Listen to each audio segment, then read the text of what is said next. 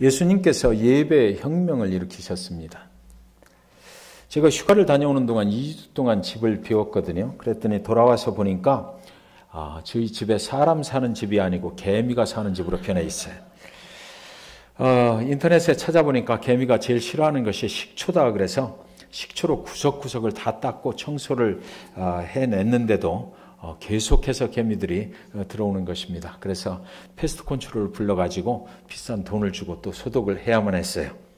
그런데도 아직도 계속해서 개미들이 가끔씩 이렇게 튀어나오곤 해요. 집은 사람이 살기 위해서 지은 것이죠.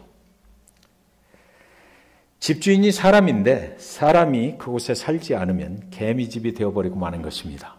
그래서 패스트 컨트롤 하시는 분이 와서 사람이 살지 않는 집에 개미가 들어오기 시작하면 집은 망가집니다. 이렇게 말씀을 하시더라고요.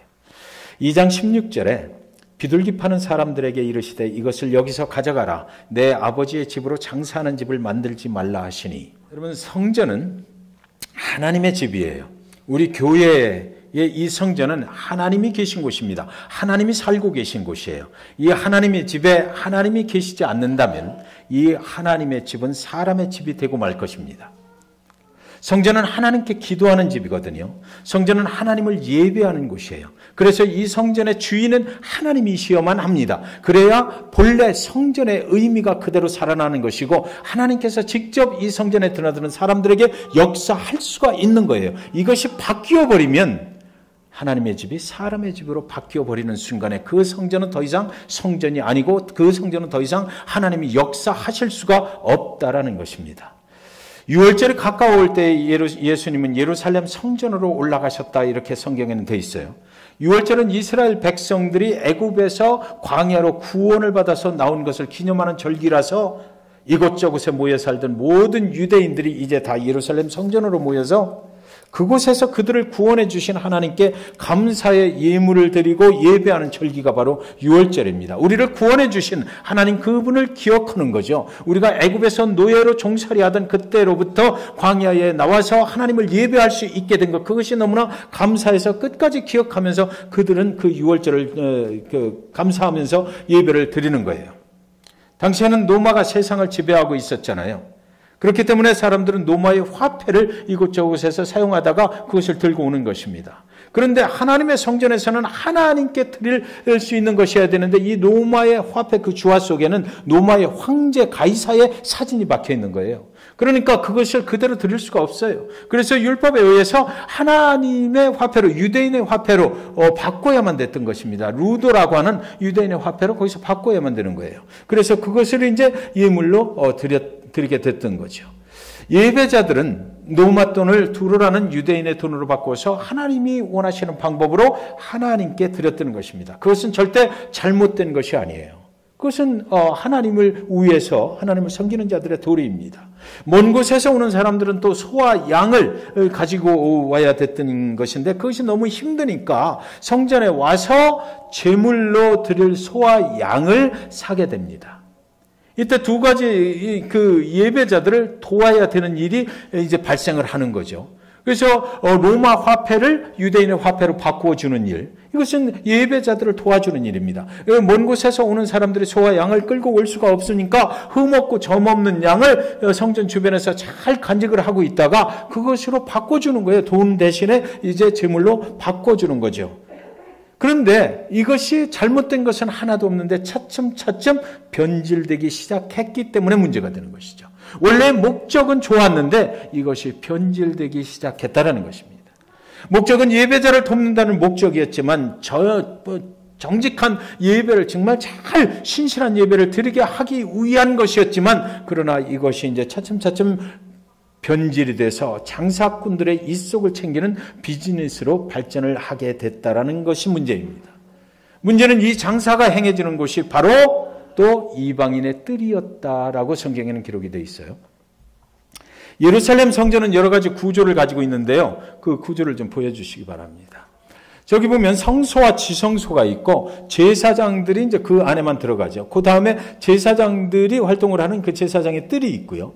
그리고 또 이스라엘의 뜰이 있고 그리고 여인들이 들어갈 수 있는 여인들의 뜰이 있고 그러고 나서 이방인의 뜰이 있어요. 그러니까 이방인들은 그 성소와 지성소뿐만 아니라 제사장들, 여인의 뜰, 이스라엘 뜰에 감히 접근을 하지 못하는 거예요. 거기다가 이방인들의 뜰과 그 안 사이를 이렇게 담을 쳐놓고 이 담을 넘어오는 자는 죽임을 당하리라 라는 팻말을 붙여놓은 것입니다. 그러니까 그때 당시에 이방인들은 하나님 앞에 나아갈 수 없도록 막아버린 거예요. 그런데 지금 돈을 바꿔주는 장사꾼들이나 이 사람들이 소와 양을 바꿔주는 이 사람들이 처음에는 이 성전, 예루살렘 성전에서 멀리 떨어져 있는 감람산 기슭에서 이것을 했거든요. 그러다가 조금씩 예배자들을 도와준다는 명목하에 들어오고 하다가 보니까 이방인의 뜰, 그 유대인들이 무시하는 이방인들의 뜰을 장악해버린 것입니다. 거기 들어와서 후리마켓처럼 장사진을 치고 있는 거예요. 그래서 오는 사람들마다 도와준다는 명목이지만 실속을 차리기 위한 거죠. 이익을 내기 위해서 거기까지 들어와서 있는 것입니다. 여러분, 우리가 예배해요. 예배하는데 우리가 진정으로 하나님을 예배하느냐라는 질문을 성경은 지금 우리에게 던지고 있는 거죠. 정말 우리가 진실한 예배를 하나님의 집에서 드리고 있는가를 우리한테 질문을 지금 성경은 하고 있는 것입니다. 장사꾼들이 진을 치고 있다. 예배의 목적과 어긋난 것으로 그들이 거기에서 있었다라는 것입니다. 자꾸만 성전 안으로 들어오는 장사꾼들의 모습이 결국 이렇게 가다가는 거기에 있는 제사장들과 결탁을 해서 성소, 지성소, 제사장의 뜰까지도 들어가게 되면 어떻게 될까요? 하나님이 거기에 거하실 수가 없게 되는 거죠.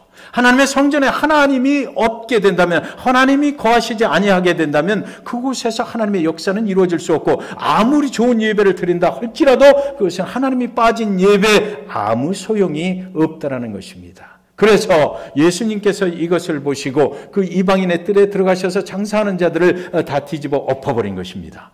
예배의 혁명을 일으켜버린 거예요. 예수님께서 이 땅에 오셔서 얼마 되지, 공생애를 시작하신 지가 얼마 되지 않을 때거든요. 많은 표적과 기사를 일으키셔서 가나에서 그 혼인잔치에서도 물이 포도주로 변하는 일이 있었잖아요. 그러니까 사람들이 그것을 보고 저분이 이제 하나님의 아들이다라는 것을 믿기 시작할 때에 이제 이 6월절 그곳에 들어가셔서 성전까지도 청소를 해버리는 거예요. 그래서 완전하게 예수 그리스도가 하나님의 아들로서 이 땅에 오셔서 새로운 모습으로 이제 너희가 예배하게 될 것을 말씀하시기 시작하시는 거죠. 보여주기 시작하시는 것입니다. 왜 그런가요? 그곳에는 율법으로 예배하는 사람들이 있었어요. 이제 더 이상 율법 안에서 예배하는 것은 이제 없어질 것이다 라는 것을 보여주기 시작하신 것입니다. 이 지금까지 예배해왔던 이런 예배의 틀들은 모두가 사라지고 내가 대신에 너희들이 드리는 이 돈으로 바꿔서 드리는 소와 양 대신에 내가 하나님의 어린 양 예수로 제물이 되어주고 너희는 이제 나를 통해서 하나님을 예배하게 될 것이니까 지금까지 예배했던 이런 형식과 틀들은 다 없어져도 마땅하다라고 예수님께서 그것을 보여주기 시작하신 것입니다. 그리스도 예수 그분의 사랑 안에서, 그분의 은혜 안에서 이제 예배하게 될 것이다라는 것이에요. 대제사장도 필요 없고, 그리고 또 짐승도 필요 없고. 그래서 우리가 부르는 찬양 중에 지금 이 시대는 예수 그리스도 그분을 찬양하잖아요. 보혈을 지나서 하나님 품으로 간다. 보혈을 지나서 아버지 품으로 간다. 보혈을 지나서 아버지 품으로 한 걸음씩 나아간다. 존귀한 주 보혈이, 예수 그리스도의 보혈이 내 영을 새롭게 하시네. 존귀한 그 예수 그리스도의 보혈이 내 영을 새롭게 하네. 우리가 이런 찬양을 부르면서 이제는 주님을 통해서 아버지 하나님을 만나러 가는 거잖아요. 옛날같이 우리는 짐승을 끌고 갈 필요도 없고 돈을 바꿀 필요도 없어요. 하나님 예수 그리스도 그분의 이름을 의지해서 우리는 나가게 되는 것입니다. 잔 파이퍼가 쓴 책이 있는데 5포인트, 그래서 나는 나를 구원할 수 없다라는 책에 이런 이야기가 나와요. 어떤 사람들은 말하기를 성령이 하나님께로 우리를 이끌어 주셔야 한다는 것은 맞습니다. 그런데 성령께서 우리를 하나님 앞으로 인도해 주실 때 하나님이 우리에게 주신 자유의지가 작용을 해서 그 이끄심에 저항할 수도 있고 그 이끄심을 거역할 수도 있고 그것을 또 내가 받아들일 수도 있는 것 아닙니까? 그런데 잔 파이퍼 이 사람은 말하기를 성경은 그렇게 가르치지 않습니다라고 말해요. 예수님의 구원의 은혜가 계속 역사하지 않는 한 우리는 늘 하나님께 저항하는 쪽으로 내 자유를 구사하게 되어 있단 말입니다. 모든 자연인들은 항상 하나님을 대항하는 편에 자동적으로 서게 된다라고 이 말이에요. 그러니까 그리스도의 은혜가 작용해야만 내가 그리스도를 선택하게 되는 것이지, 그리스도의 은혜가 없이는 우리는 언제나 하나님을 대항하는 쪽에 서게 된다는 것입니다. 그것이 하나님을 거역한 인간의 그 모습이라는 것이에요. 로마서 8장 7절 8절은 그래서 육신의 생각은 하나님과 원수가 되나니 이는 하나님의 법에 굴복하지 아니할 뿐만 아니라 할 수도 없습니다 이랬어요. 할 수도 없습니다. 내가 뭐 선택하고 지지고 하는 것도 아니다 이겁니다. 그것은 예수 그리스도의 은혜가 없으면 나는 하나님을 만날 수조차가 그럴 수가 없다라는 것이에요. 육신에 있는 자들은 하나님을 기쁘시게 할 수 없느니라. 여러분, 밖에 예수 그리스도를 모르는 자들도 하나님 이야기를 얼마나 하는지 몰라요. 그러나 하나님이 원하시는 삶의 방식을 선택할 수도 없고요. 그들 스스로는 아무런 하나님께 가까이 갈 수 있는 능력도 없고 하나님을 기쁘시게 할 조건도 없다라는 것입니다. 그런 것이 전혀 그들에게는 있지 않다라는 것이에요. 하나님에 대해서 들었지만 그들은 예수 그리스도가 아니면, 그 은혜가 아니면 절대로 그것은 불가능하다라고 성경은 말씀하고 있어요. 그리스도의 은혜가 아니면 하나님께로 갈 수가 없습니다. 어떤 사람이 겸손히 하나님께 복종한다면 이는 하나님이 그에게 겸손한 본성을 새롭게 해 주셨기 때문이에요. 하나님이 만들어 주셨기 때문에, 그런 영적인 면을 그 하나님이 인도해 주셨기 때문에 그가 새로운 사람으로 예수 그리스도의 은혜 안에서 변화를 받았기 때문에 그게 가능하다는 것이에요. 하나님의 은혜가 아니면 우리는 겸손해질 수가 없다는 것입니다. 하나님의 은혜가 아니면 우리는 그저 그냥 교만 가운데 하나님을 대항하는 편에 선다라는 것이에요. 어떤 사람이 하나님께 계속 완고하고 교만해서 하나님께 복종할 수 없다면 이는 그에게 예수 그리스도의 은혜가 부어지지 않았기 때문이다 라고 존 파이퍼 목사님은 말씀하십니다. 하나님을 향하는 온전한 예배를 갈망하며 열심히 헌신하는데, 여러분 생각해 보세요. 저와 여러분이 하나님의 교회를 위해서 하나님의 몸된 교회의 지체로서 열심히 헌신하고 수고하는데 어떤 사람들에 의해서 그 성전이 본래의 기능을 행사하지 못하도록 만들어졌을 때 얼마나 안타까운 마음이 들겠습니까? 여러분이 하나님의 교회와 예배를 위해서 준비할 때, 헌신할 때 어떤 사람들은 예배를 소홀히 하고 무시한다면 얼마나 안타까운 마음이 드시겠느냐고. 하나님의 집에서 하나님이 역사하실 수 있도록 우리가 내어드리고 수고하고 헌신하는 것, 그것이 우리의 기쁨이 되고 그렇게 해서 하나님의 역사하심이 우리의 삶을 주장하게 만들어가는 것인데, 그런데 그 하나님의 예배가 하나님의 성전에서 무시되거나 소홀히 된다면 그것처럼 안타까운 일이 어디 있겠느냐고요. 제자들이 예수님이 성전 장사꾼들을 몰아내는 모습을 보면서 시편 말씀을 기억해냅니다. 시편 69편 9절에 보면 주의 집을 위하는 열성이 나를 삼키고 주를 비방하는 비방이 내게 미쳤나이다. 시편 기자가 이렇게 얘기해요. 자기는 주를 위해서 열심히 하는데 오히려 그것이 나의 비방거리가 되어서 돌아온다는 거죠. 여러분, 이런 상황 많이 겪지 않으십니까? 주를 위해서 열심히 수고하고 헌신하는 사람들이 왜 이 땅에서 하나님 그분의 능력 가운데 열심히 나아가는 자들이 비방받아야 되는지, 이 시편 기자가 한 소리예요. 시편 기자는 하나님께 지금 하소연을 하고 있는 거예요. 내가 주를 위하는 열심히 있는데 그것이 오히려 비방이 되어서 돌아왔으니까 내 마음이 아프다. 하나님께 지금 그렇게 하소연하는 것입니다. 여러분, 주일 예배를 위해서 준비하는 성가대의 헌신이 아름다운 이유가 여기에 있어요. 찬양팀의 헌신이 아름다운 이유가 여기에 있는 거예요.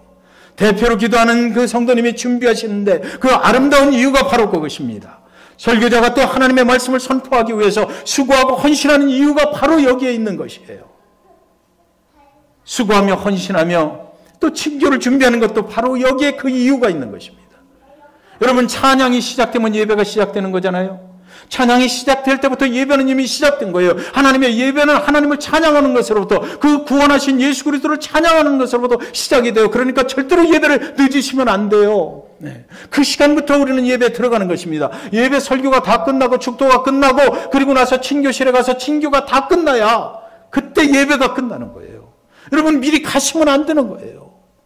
그걸 준비하기 위해서 얼마나 수고한 영혼들이 있느냐고요. 그 예배를 정말 처음부터 끝까지 아름다운 예배로, 하나님이 중심이 되는 예배로, 우리의 모든 것을 아낌없이 드릴 수 있는 그런 예배로 준비한 그 영혼들을 생각하면 우리는 그럴 수가 없는 거예요. 예배가 어떤 사람들에게 무시되거나 소홀히 된다면 어떻게 하나님이 그를 기뻐하실 수가 있겠느냐고요. 예배는 구원받은 성도들의 삶 속에서 그래서 가장 중요한 것입니다. 이민자의 삶을 살면서 일주일에 한 번 교회에 와서 예배 드릴 때 절대로 그 시간이 소홀히 해서는 안 되는 시간이거든요. 그 시간에 은혜 받지 못하면, 그 시간에 예수 그리스도를 만나지 못하면 나를 구원하신 분이 누군지를 어떻게 내 마음에 확증을 받고 나가서 삶을 살아갈 수가 있겠느냐고요. 그 예배가 흩어지면 안 되는 것이지요. 그때 은혜를 받지 못한다면 말이 그렇지 어떻게 그 바쁜 세상에서 주님의 은혜를 받으며 살아갈 수가 있겠느냐고요. 사랑하는 여러분께서 드리는 그 모든 예배 가운데 주 예수 그리스도의 보혈의 은혜가 강물처럼 매일같이 넘치시기를 주님의 이름으로 간절히 축원드리는 것입니다. 사랑하는 여러분, 우리는 너나 없이 삶에서 진정으로 가치 있는 것을 찾고자 해요. 우리의 가치는 정말 어떤 것에 우리가 집중할 때 진정한 가치를 찾고 우리 인생이 정말 진정한 가치 안에서 빛날 수 있을 것인가, 그것을 찾는 거죠. 그러나 우리에게 기쁨을 주고 행복하게 해줄 것이라고 믿었던 것들이 사실은요, 우리의 기대를 깡그리 저버릴 때가 얼마나 많은지 모릅니다. 우리가 기대했던 것들이 무너져버릴 때가 얼마나 많은지 몰라요. 우리는 참으로 하나님 그분 앞에만 진정으로 가기를 원했고 하나님의 축복을 받고 사는 그런 삶을 살기를 원했으나 그렇지 못할 때가 얼마나 많은지 몰라요. 타의에 의해서 그렇게 될 때도 있고 내 자신의 실수로 의해서 그렇게 될 때도 있고 세상은 우리를 자꾸만 실수하게 만들고 세상은 자꾸만 우리를 헛된 것을 바라보게 만들기 때문이거든요. 하나님께 집중하지 못하게 만들어주기 때문이에요. 성경에는 그 이야기가 나와 있는데 이렇게 되어 있습니다. 마태복음 13장 45절 46절에 또 천국은 마치 좋은 진주를 구하는 장사와 같으니 극히 값진 진주 하나를 발견하며 가서 자기의 소유를 다 팔아 그 진주를 사느니라. 여러분, 낮이 되면 눈부신 태양이 별빛을 압도해버리니까 별이 보이질 않아요. 그래서 별은 태양이 없는 밤에만 보이는 것입니다. 진주 장사는 값진 진주를 발견하는 순간에 자신이 그동안 소유하고 있던 그 모든 것이 그 특별한 진주에 비하면 하찮게 이를 데 없다는 것을 깨닫게 됐어요. 지금까지 자신을 만족시켜 주리라 생각했던 그 모든 것들이 왜 자신에게 실망만 안겨주었는지를 특별한 진주를 발견하는 순간 깨닫게 되었다고요. 그러니까 예수 그리스도 그분의 은혜로 우리가 영원한 천국에 가고 우리를 구원해 주시고 우리가 그 삶에 살아가면서 여러 가지 어려움 중에 처했을 때도 그분의 능력에 의지하면 그분께서 우리를 보호하시고 우리를 살피시고 그분이 반석이 되어주시고 우리의 피난처가 되어주신다. 그 예수 그리스도가 나의 삶의 전부가 되시고 그분만이 나의 진정한 최고의 우선순위가 된다는 것을 발견한 순간에 우리가 또 깨닫게 되는 것은 뭐예요? 그동안 내가 예수 그리스도를 모르고 살아왔던 모든 그 인생의 것들은 아무것도 아니구나 라고 생각하게 되는 것이지요. 그래서 그 예수 그분만을 믿기를 작정을 하고 그분 안에만 있기를 원하고 그분과 함께만 가기를 원하게 되는 것이잖아요. 그 특별한 진주를 발견했다면 다른 모든 것들을 다 팔아서라도 그 특별한 진주를 손에 넣어야 이제 정말 내가 원하는 삶을 살아가게 된다는 것입니다. 정말 내가 원했던 행복한 삶을 살아가게 되는 거예요. 그 예수 그리스도 그분을 내가 꼭 붙잡아야만 되는 거예요. 그랬을 때 정말 축복된 인생을 살아갈 수가 있게 되는 거거든요. 그런데 여러분, 많은 사람들이 발견만 하고 끝나지 않습니까? 예수 그리스도 그분이 어떤 분인지를 발견하고 그 설에 머무르는 사람들이 많이 있는 거예요. 내가 가져야 행복한 것이잖아요. 그 진주를 내가 소유를 해야 행복한 것이지. 그리스도 안에 내가 들어가야 되고요. 그 그리스도께서 내 삶에 들어오셔야 이때부터 그리스도가 내 삶을 인도해 갈 수 있도록 맡겨드리는 데까지 가야 정말 그리스도가 나의 인생의 주인이 되어주시는 것 아니겠느냐고요. 예. 그래서 우리가 발견만 하고 끝나서는 그 진정한 가치를 소유할 수가 없는 것이에요. 내 삶을 그리스도께 완전하게 맡기고 그분이 인도해 가게 해야 되는 거죠. 교회를 다니는데도 특별한 그 무엇을 아직 만나지 못하셨나요? 신앙생활을 하고 있는데도 그 특별함을 발견하지 못하셨나요? 교회에서 들려지는 하나님의 말씀이 아직도 당신에게 예수가 우리에게 영원한 생명을 주셨다는 것을 확신하지 못하고 계신가요? 여러분, 근데요, 제가 이 말씀을 이렇게 질문으로 드리는 이유가 있어요. 만약 그렇다면 나는 진정한 가치를 찾고 예수 그리스도 그분을 만나기를 원했는데 교회에 나와서 교회 생활을 하고 신앙생활을 그동안 했는데도 그것이 이루어지지 않고 있다면, 그 확신이 아직도 없다면, 내가 진정한 가치 예수 그리스도를 만나지 못한 것 같다라는 미심쩍은 생각이 든다면, 여러분 그 문제는요, 여러분 자신에게 있다라기보다는 교회에 있는 거예요. 장사꾼들의 교회일 가능성이 높습니다. 교회를 바꿔야만 해요. 진정한 복음 안에는 언제가 예수가 있잖아요. 그 교회에서 정말 예수 그리스도 그분이 중심이 되시고, 하나님의 집이 하나님이 중심이 되시고, 하나님만 선포하고 예수 그리스도의 복음을 선포하는 교회라면 그럴 수가 없죠. 만약에 저와 여러분이 잭슨빌 중앙침례교회를 다니면서도 예수 그리스도가 누구인지, 하나님이 누구인지, 하나님의 성전에서 장사꾼 같은 일들이 벌어지고 있다라고 느끼신다면 오늘 당장 이 교회를 떠나셔야만 돼요.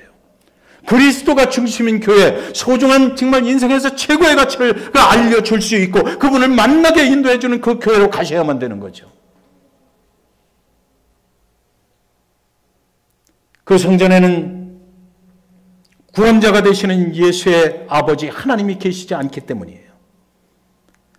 그곳에는 성전뜰에서 하나님의 이름으로, 예수님의 이름으로 장사하는 장사꾼들만 있기 때문입니다. 찬양을 부르는데도 예수가 생각나지 않습니까? 기도를 하는데도 하나님께 기도하는 것 같지가 않아요? 그렇다면 그 성전에서 드려지는 예배는 예배가 아니라 예배를 흉내낸 장사꾼들의 소행일 가능성이 높다라는 것입니다.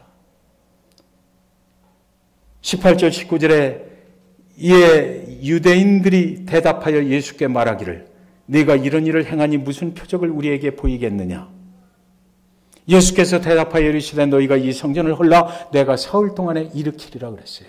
여러분, 성전에 대해서 지금 얘기하는 거거든요. 성전을 청소를 다 하시고 나서 유대인들이 대답하여 예수께 말하기를 네가 이런 일을 행하니 무슨 표적을 우리에게 보이겠느냐? 네가 무슨 권세로 이런 일을 하느냐? 그때 당시에는 선지자들이나 모세 이런 경우를 보면 그들이 판단할 때에 하나님의 선지자다, 하나님의 일꾼이다, 하나님의 사명을 받은 자다라는 것을 분별하는 방법 중에 하나가 하나님의 권세로 표적, 기사를 일으키는 것이었거든요. 그러니까 지금 물어보는 거예요. 네가 성전을 왜 때를 부시느냐? 네가 무슨 권세로 이렇게 하느냐? 그렇다면 그 표적을 보여라. 이렇게 얘기해요.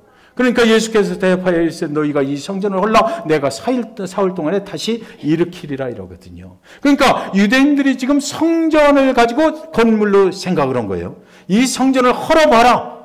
그러면 내가 다시 일으키리라 그랬는데 킹 제임스 버전 원문에 가장 가깝다라고 영어 성경으로 번역된 영어 성경에 보면 raise it up 그랬거든요. 이것은 죽은 자를 일으키는 거예요. 죽은 자를 일으키는 거예요.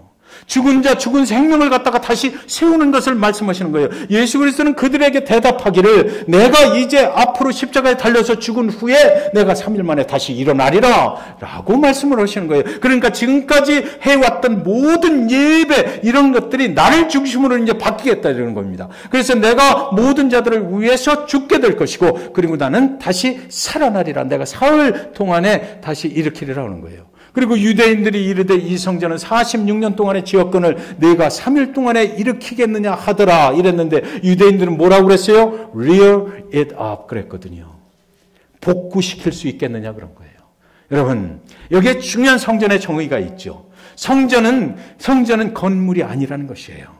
성전은 예수 그리스도 그분이 거하시는 곳이에요. 성전은 그분이 우리를 죽음으로 가고 있던 멸망으로 가고 있던 저와 여러분을 죽은 가운데서 다시 살려내신 그 예수 그리스도가 거하시는 곳이고 그분을 통해서 하나님을 만나는 곳이다라는 것입니다. 예수 그리스도 그분께서 그것을 분명하게 하신 것이에요. 너희들이 생각하는 건물이 아니다라는 것입니다. 그것을 지금까지 생각해왔던 그 개념을 완전하게 쓸어버리고 이제는 내가 이 땅에서 3년의 공생애를 마친 후에 너희를 위해서 죽고 다시 살아날 테니까 그때 나를 통해서 하나님께 나아가는 그런 성전을 만들라라고 하셨던 거죠.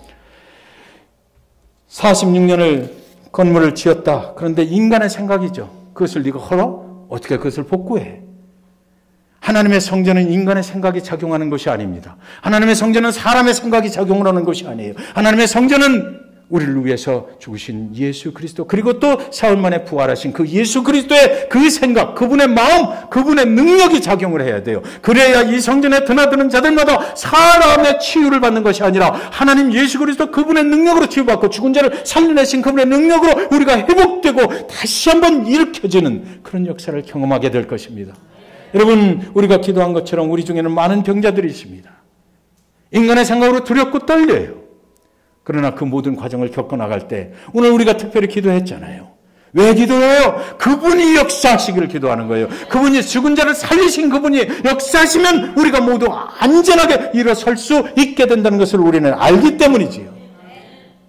그러나 여러분, 잭슨빌 중앙침례교회 예배는 예수 중심이어야만 합니다. 찬양을 드리든 기도를 하든 하나님의 말씀이 선포가 되는 모든 순간에 예수가 우리 예배 중심에 계셔야만 돼요. 그럴 때 우리에게 능력이 나타나게 될 것입니다.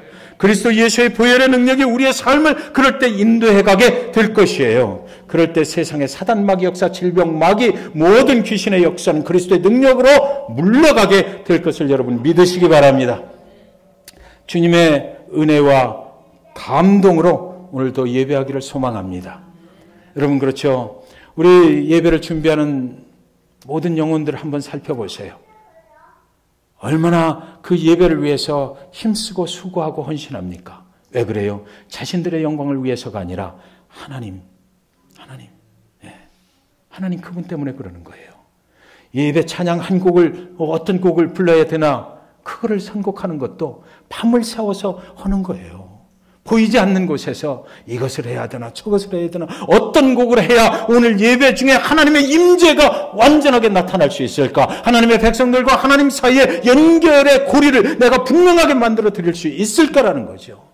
인간이 거기에 나타나길 않고 하나님만이 나타날 수 있도록 그걸 할 수 있기를, 하나님의 능력이 예배에 참여한 모든 영혼들에게 나타나게 되기를 간구하는 그런 기도 가운데 그런 것들이 만들어지고 그것이 연습되고 그것이 그날 예배에서 나타나는 거거든요. 그러니까 하나님의 성전은 하나님의 영광이 드러나야만 되고 그분의 역사심이 있어야 되고 그 예배는 하나님의 능력으로 살아나야만 되고 그 예배에 참여한 모든 사람들은 죽을 것 같은 마음으로 예배에 참여했다가도 그 예배를 통해서 다시 한번 회복하고 세상으로 그 주님의 능력을 들고 나갈 수 있도록 그런 예배가 잭슨빌 중앙침례교회의 예배가 되시기를 주님의 이름으로. 그래서 저와 여러분 모두가 예배에 참여하고 나오면 정말 잘 왔다, 주님의 은혜, 주님의 능력이 나를 새롭게 하셨다라는 그런 고백으로 세상으로 나가서 승리할 수 있게 되시기를 주님의 이름으로 간절히 축원드리는 것입니다.